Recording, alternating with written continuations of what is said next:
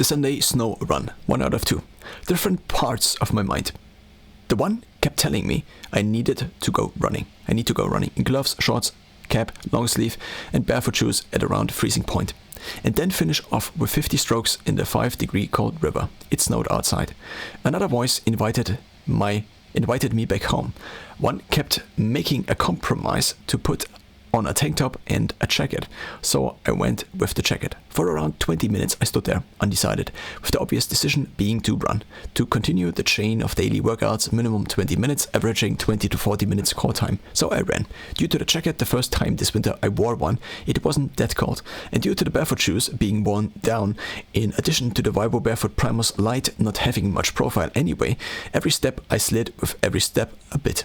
This meant I wouldn't run close to my normal running times and risk losing my so hard worked for VO2 max of 55 VO2 max badge. I now kept proud in my mind and on my watch. I ran the first about 3 kilometers to the usual turning point, but I didn't want to turn. Some part of me wanted to keep running at this steady pace. Maybe if I ran long enough, I could also directly go to sauna, still fasted, thus try to attempt the 45-minute record at 90 degrees Celsius, 190 degrees Fahrenheit. So I didn't take the turn. I just kept running. This meant instead of the usual 6 kilometers, it would be at least about 12 kilometers, 7.4 miles.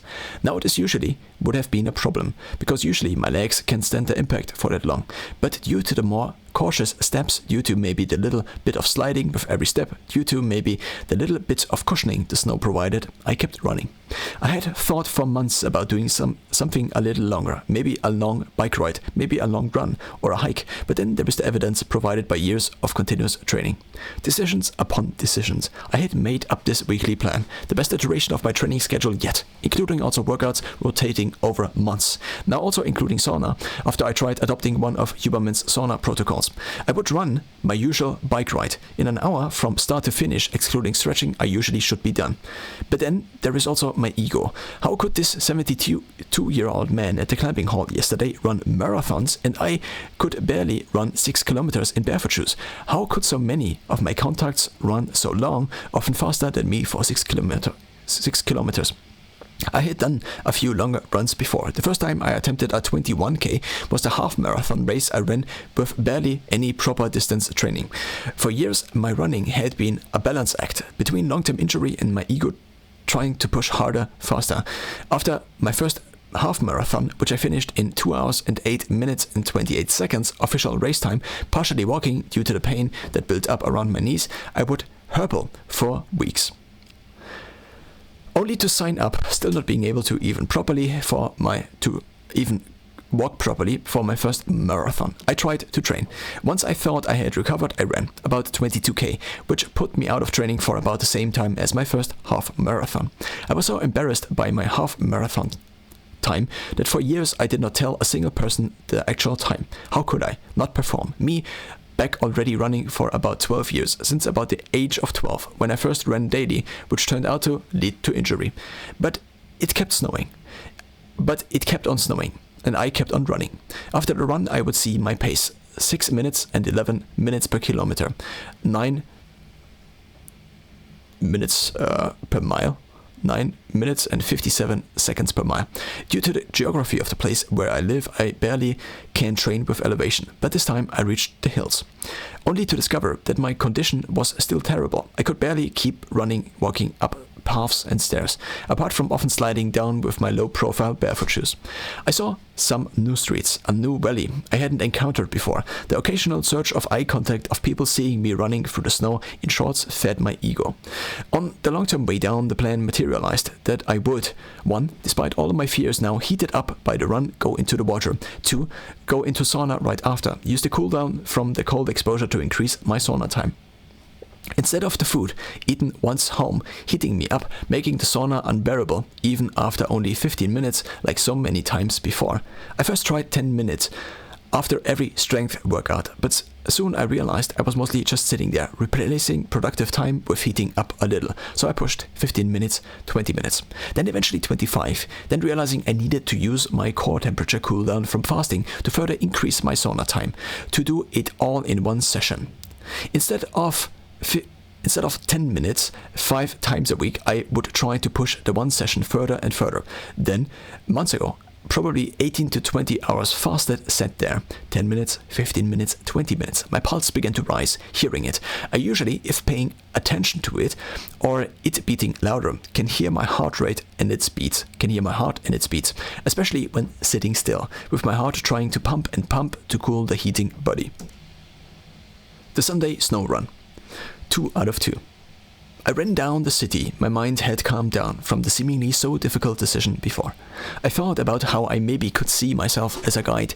It wasn't me that now ran. I was just there, present, observing my body in automated motion. But it was me who pushed and pushed, until I was out there, habit kicking in once leaving my apartment building. So why did part of me resist? The part of me that one then could call the non-guide rest. It would have been more systemic to not run further. It was a risk, not even a calculated one. It was not me who decided, really. I just accepted. I green-lighted. But why then did it, my body, resist so hard before? If it then liked it, was it all the memory from the pain? Even though after so many runs again and again, at least if not fasted for too long, the cold bath afterward was not only the habitual choice, but the welcomed one. By the both of us, I walked in with my shoes. I had noticed that pulling off my socks in the cold often meant my body already cooling down and creating time for a not ideal decision. Why? Do we really have to do this? I walked in until the water was deep enough for swimming. 50 breath strokes. I couldn't manage more. If I wanted to do this all year, through all the seasons. As soon as I push further the standard of what I can do, what I could do, then maybe what I should do rises, only to create what I recently began to call optimization ghost paths. It all begins with a reasonable optimization, which one pushes harder every time one can, which leads to making things incredibly hard for all the times one then can't do the 25 pull-ups, push-ups, and jumps in the morning at 4 a.m. right after standing up, or at 11:55 p.m. Or it leads to waiting 30 minutes before the Sunday run, because I know it's hard. It will be hard. And the same with the sauna. I was able to push it to 35, 40, and eventually my record at 90 degrees Celsius, or 190 degrees Fahrenheit to this day. 45 minutes. Feelings of superiority. Most people in the sauna I go to seem to stay in there for 10 to 20 minutes, which means at everything above 20, 25, 30, one can see the sauna emptying and filling up again, multiple times. Like a pool, the one person in the fast motion of a crowded street sauna. I also felt superior entering the gym, knowing that what I had done the 2 hours prior, probably only a few of all the hundreds of signed up gym members, actually 1,000 or 3,000 I think, would be able to do. Of course, then it would be more. If I just assume a couple of hundreds, then proportionately it would be more. Superiority, let's maybe soften it through confidence, seems to mostly come from evidence. And even if the feeling comes from a niche like this one, staying in the cold for a bit, I can do a little better. It helps on all those days when other evidence is lacking. But months went by. I had doubted that the 40 minutes of sauna even were a proper record, since the sauna seemed to switch on and off every 10 to 15 minutes. But with more sessions, I noticed that this was just the normal cycle. Now, of course, this makes the shorter sessions kind of not very controllable. Sometimes one gets 2 sessions of 10 minutes of the oven heating up. Sometimes one is able to catch the cool-down phases. I ran home, grabbed my bag, ran to the gym, where I stretched with my shorts still wet from the river, barefoot in my barefoot shoes. Then, after conversation with a long not-seen friend, I went down. This was my reward, sort of, doing nothing, sitting around while being awake. For weeks now, I had been on, my mind often racing sometimes for hours at night. I ran, cycled, often at midnight or 1 or 2 a.m. after worrying how I would be able to get the next day right.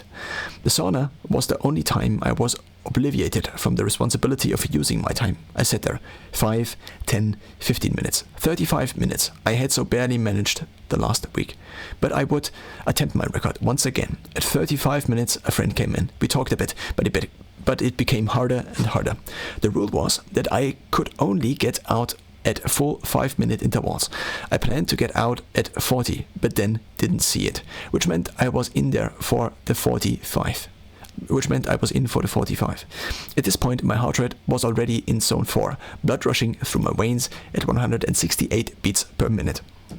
I figured out that I could prevent my both watches, my Garmin and Galaxy Watch, from overheating by covering them with my hands, shielding them from the infrared rays for a bit, as well as covering their surfaces with sweat, it evaporating and cooling the watches. I managed to not check the seconds ticking that frequent. 43 and 30 seconds. 44. Only a minute left. 45. I tumbled out. I showered cold 10 times. I pressed the button. I barely could stand this time. Water, electrolytes missing. Numbly, I walked back.